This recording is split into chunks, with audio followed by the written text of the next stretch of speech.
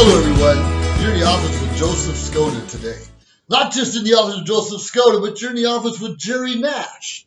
Now, Jeey Nash is a good friend of mine, and we're both disabled veterans, and we've been involved in leadership with the Disabled American Veterans Organization, but we have different experience. How you doing, Jerry? I'm doing just absolutely great, thank you. Great. First of all, where are you from? I live here in Santa Maria, been here for 30 years, but I tell everybody I'm from Oregon. From Oregon? Now, why do you tell people you're from Oregon? You don't want them to know you're from Santa That's Maria? where I was born, raised, and grew up until I was 18, and that's the only world I knew until I went in the Army. Now, what age were you when you were in the Army? I went in when I was 18, Okay. and I was in until I was 22. Now, did you get drafted or did you volunteer? Well, I got drafted and thought I'd be smart, and I went down and volunteered so I wouldn't go into the infantry. Well, that was smart. And I hear a lot of the people in the Vietnam era, they did that. They were smart enough to think ahead of time.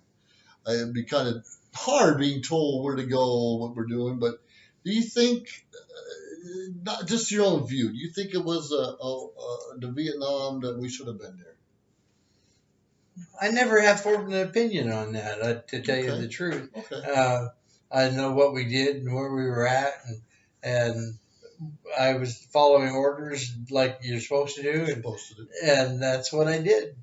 I understand that. Sometimes we don't know what. Even my career, I've traveled all around the world, and I just did what my leaders told me to do. I didn't know exactly why. Later on, it made sense at the time, and we weren't taught to question that. We're just there to, we thought, at least provide or help out the freedoms of America and any other country that wanted democracy. Well, I was very patriotic then. I'm doing my patriotic duty to being in the military.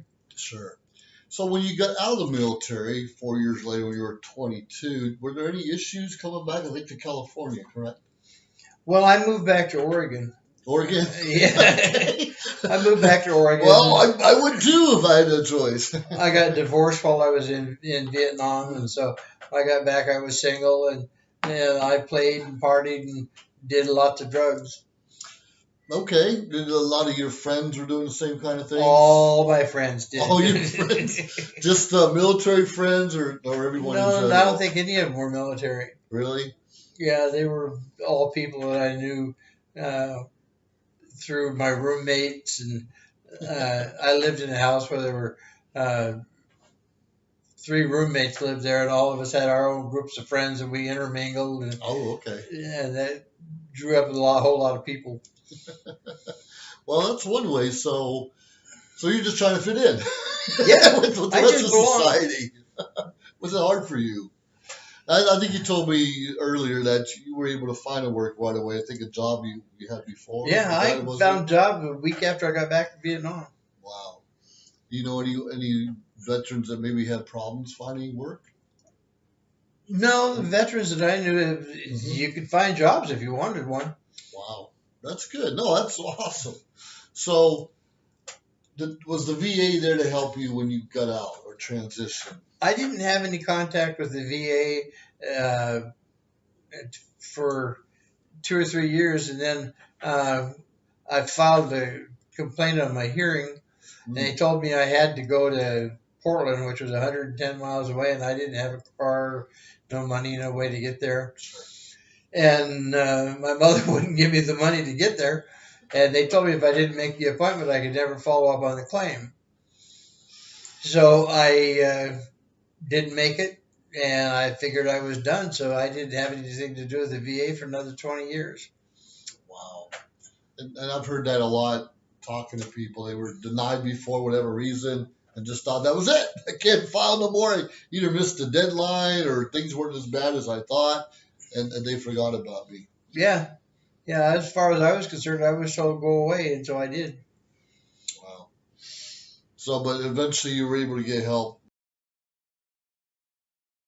from the VA and the different veterans benefits? Well, 20 years later, I filed for the VA, and I got the same kind of a deal. They said, we'll contact you, and I saw doctors and psychiatrists, did tests and all the things that you do. And I went home and I waited for a letter, and I didn't receive one, and I suppose 10 years later. It's in the mail. I didn't get a letter, so I went back and I'm going, what's going on here? I think I should have a claim. And they sent me to this psychiatrist. He says, I don't know what you're doing here. I recommended you for treatment last time I saw you. So I waited 10 years to find out that I was now 10 years behind. It's a little miscommunication, you could say. Just a little bit. Just a little miscommunication. Does that happen a lot? I have. I mean, I've had appointments with veterans, and of course, my claim, I was really proactive in the beginning. But it took me 5 years for my appeal. The appeal process for me was 5 years long. Oh, yeah. Well, once I finally got my approval, things went real fast. I contacted the local Veterans Service officer and told her what I needed, and she did all the paperwork, and I just sat there and waited, and all of a sudden my rating went up to 100%. Hey! That's tough. We see so many veterans not getting the help they need. I mean, besides compensation-wise, just medical care in general, or someone to talk to, if nothing else. Yeah, once I got through the system, everything was fine. I've had no real grief with it since then. Wow, that's pretty good. Now, you are a previous commander of the Disabled American Veterans. I love that shirt you have on right there. Tell us a little bit why you got involved with the DAV to begin with. Well, I wanted to get with like-minded people. I was looking for something to do, wanted to get out socially, and I figured that was a good way to meet and greet. It is. I find a lot of benefits being involved with the organization, and you find out that we're actually a lot alike. Oh yeah, everybody has a story, but they're pretty similar. They're pretty similar, different generations, but we all have a certain story, and we just want to tell it. We're trying to tell it to the walls. We want someone to listen to us sometimes. And nobody understands better than a vet. No one understands better than a vet. I have to agree with you there. So you've been involved with the DAV since when? Oh man, I don't know. That's a tough question. A few years ago. It's been years. Now, I know you're a lifetime member, and I'm a lifetime member. But what gets you up in the morning to go to the meetings on a regular basis? And we appreciate that, by the way. Well, I look forward to them. They're only once a month, and it's a little bit of social time and a good hot meal with the meeting, and I enjoy it. The camaraderie is something you can't find anywhere else except for the A Street Cafe. That's true. The camaraderie we have in this organization, as well as other veterans organizations, we need that. We need that social aspect. We need to be surrounded by like-minded people, like you said. Yeah. We need to be around people that kind of understand their own struggles. Yeah, and it's not like you're sitting around telling war stories, because that's not usually what you do. Not usually. You usually just tell about how you feel and where you are and what's going on, and people can understand. That's a good point. I'm also a member of the American Legion, and I know mostly the VFW American Legion people think of bars, and yes, there are bars in most of them, but even there, we're not there telling war stories at the bar. We're just telling how we feel, what's affecting us today, and how we can get other benefits and stuff. Yeah, I learned a lot from other people like you. Whenever, being the service officer for the DAV, you've got information that comes in real handy, and then I go back to my doctor and say, Joe told me that I could do this. I know, they don't even answer my calls anymore. And that's so important that we get current information. Yeah. Like in your era, when a lot of the veterans are told, sorry, there's no benefits for you, but they have to go back 10, 20, 30 years later to find out, hold it, things change. Like that blue and brown water that we have in NOM, some people are now entitled to benefits they were not entitled to once upon a time. Yeah, and I was in the artillery, so I spent a lot of time. When I said I was going in so I wouldn't go out in the field, I ended up in the artillery, which put me as a forward observer out with the infantry, so I was out in the field anyway. You were in the field anyways. So we had all the funky water with the DAPs and tablets in it, and so it tasted like bleach. So, and true. We are, or at least we were, guinea pigs because no one knew how are they going to affect us. The medications, the inoculations, the pills, the water. Yeah. Until years later, and that's unfortunate. You would just take whatever they was offered. I wasn't offered a whole lot besides malaria pills and stuff like that. Sure, nothing wrong having a couple of malaria pills while you're here. Yeah, take one of these.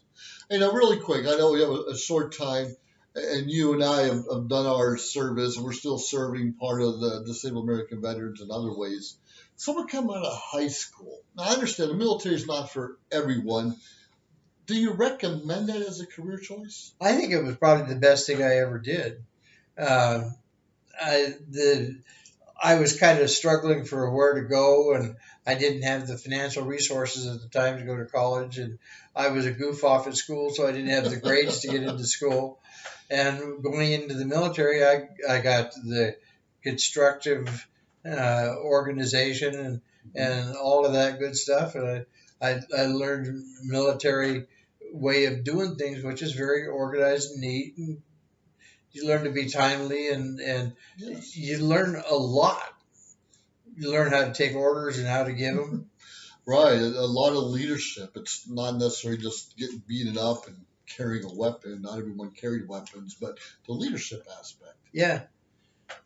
I ended up as an officer, so I had lots of practice. Bossing people around. Lots of practice, ducking, hiding, and running. Oh, I didn't do that. I didn't do that. That's true too. And myself also. I started off enlisted and became an officer when I retired. And so fortunate for that aspect. Me, it was different. I had 2 scholarships. I had a scholarship to Penn State and Ohio State, and I turned them down to join the Air Force 4 days after graduation. Do you ever regret doing that? Not at all. I went back to school later and got my master's, my PhD, some other things.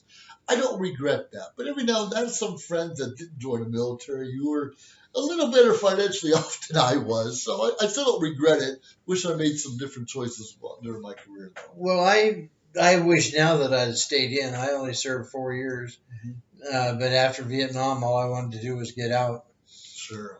But looking backwards, in hindsight, I could have retired, but by the time I was 37 with a real good income. I retired at 39. Never had a job since. Yeah, I'm still doing things now. Yeah, I worked long and hard, had my own business, and I've done a lot of things, but there's been ups and downs to the whole thing. Well, I appreciate that. Our audience appreciates that, and I really appreciate you serving then and still serving now. It's a big deal. So it's my pleasure. Continue to go out there. We appreciate Jerry. Thanks for joining me and my audience today. You're in the office with Jeey Nash. I'm just tagging along. You guys have a great day. Feel free to reach out to us in different aspects, but I'm G.I. Joe Skoda, and you'll see me, and we'll see you. Have yourself a great day. Bye now.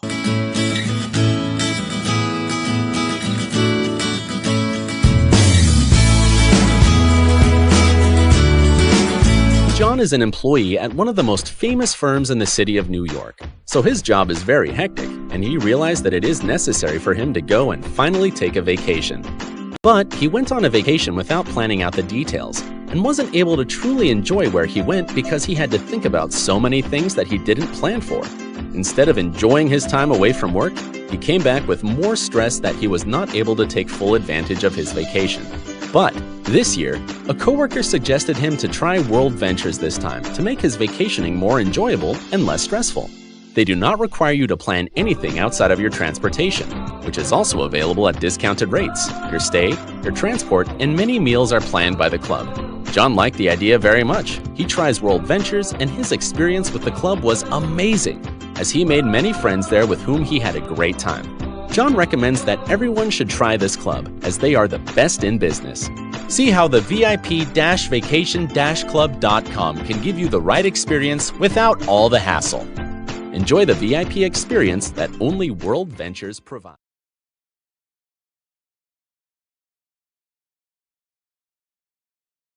Now, if you join VIP-vacation-club.com and select you want to be a platinum member or gold member, and then you email me back at allpros, ALLPROWS @gmail.com, and I will give you $100 back for whatever package you choose. You choose what you want. You choose the vacations you want to take. Once again, you get to choose your own vacations. You get to choose when and where in the world you want to go and who do you want to bring with you. And I personally will give you $100 back on your membership. Get VIP-vacation-club.com.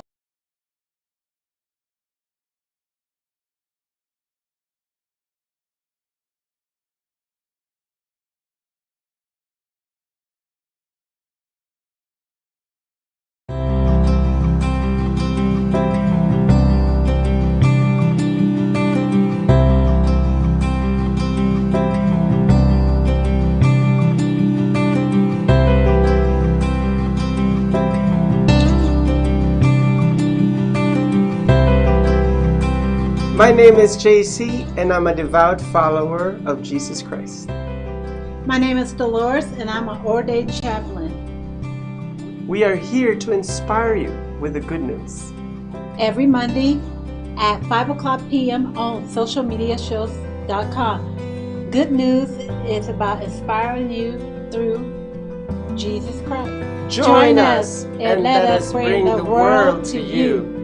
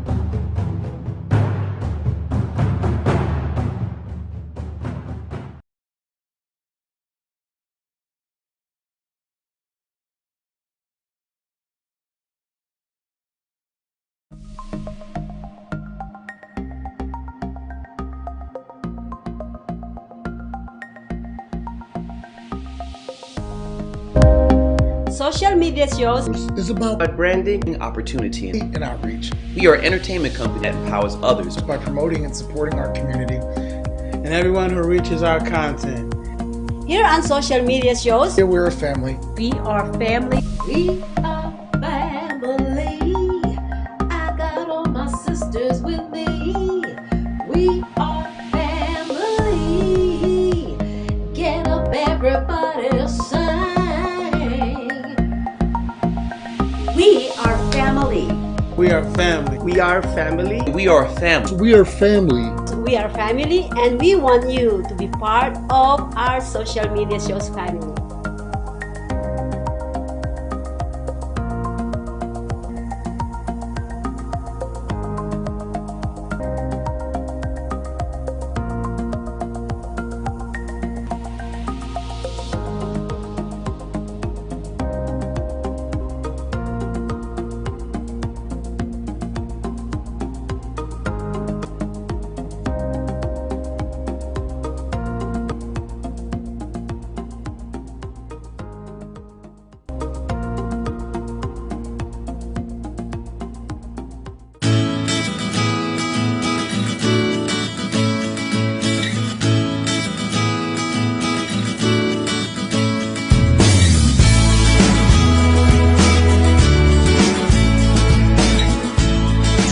Hello, everyone. Hey, my name is Joseph Skoda.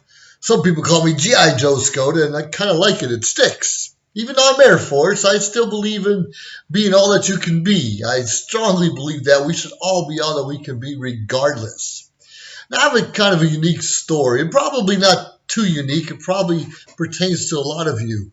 Have you left the military after 4, 5, 8, 10, 12, 20, 30 years of training or of service where we kind of learned a lot of things, lots of experience, lots of travel, some things we don't want to talk about so much, but still we know things. Or a lot of us went off and even got degrees and higher degrees while we're in the military to get ourselves more educated, ready to transition to the civilian life, the civilian world.